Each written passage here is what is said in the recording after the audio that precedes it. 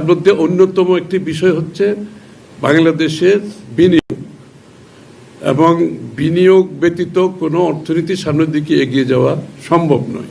সেটা দেশীয় বিনিয়োগ হোক অথবা বিদেশি বিনিয়োগ হোক। আপনারা মনে রাখবেন যে বাংলাদেশের বলে নয়, সারা বিশ্বের অর্থনীতিতে অর্থনৈতিক প্ল্যানিংয়ের মধ্যে অর্থনৈতিক যে মডেল, তার মধ্যে অনেক মডেল কাজ করে। কোনো মডেলে আমরা দেখেছি টাকা ছাপিয়ে আপনার দেশ চালানো, আবার আরেকটা মডেল আছে ঋণ অথবা ঋণের টাকা ছাপিয়ে মাঝখানে দেশ চালানো, আরেকটা হচ্ছে বিনিয়োগের মাধ্যমে আপনার দেশের অর্থনীতিকে সামনের দিকে নিয়ে যাওয়া, যেটা হচ্ছে সবচেয়ে বেশি সাস্টেইনেবল। আপনি বিনিয়োগের মাধ্যমে যে অর্থনীতি এগিয়ে যাবে সেই অর্থনীতি সাস্টেইনেবল হয়। তো বিএনপি সবসময় থার্ড অপশন নিয়েছে যে বিনিয়োগের মাধ্যমে আপনার দেশের অর্থনীতিকে এগিয়ে নিয়ে যেতে হবে।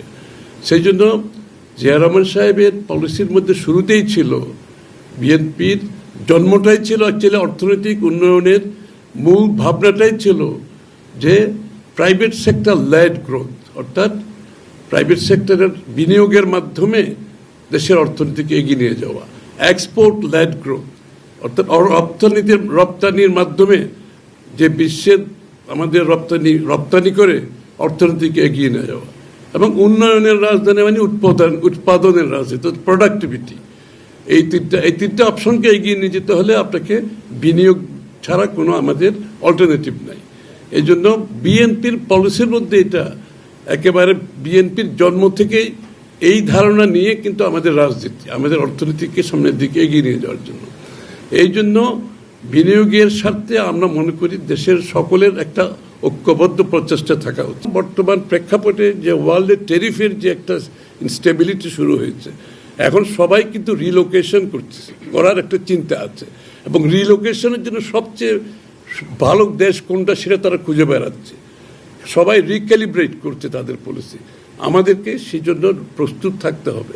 সেই প্রস্তুতি বিএনপি নিয়েছে আগামী দিনের জন্য, এবং আমরা আশা করি আমাদের যে প্রস্তুতি, আমাদের যে নীতিমালা, এটার মাধ্যমে বিএনপি বিগত দিনে যেভাবে এক্সপোর্ট প্রসেসিং জোন করেছে, যেভাবে আপনাদের প্রাইভেট সেক্টরের জন্য লিবারালাইজ করে দিয়েছে ইকোনমি, বিদেশি বিনিয়োগের জন্য লিবারালাইজ করে দিয়েছে। বিএনপি যখন ইপিজেড করেছে বাংলাদেশে, তখন এই সাবকন্টিনেন্টে কোনো দেশ চিন্তাও করে নেই। ঠিক একইভাবে আমাদের এই যে নতুন ভবিষ্যতের চিন্তা, আমরা we should be ahead of all other countries in the region ইনশাল্লাহ।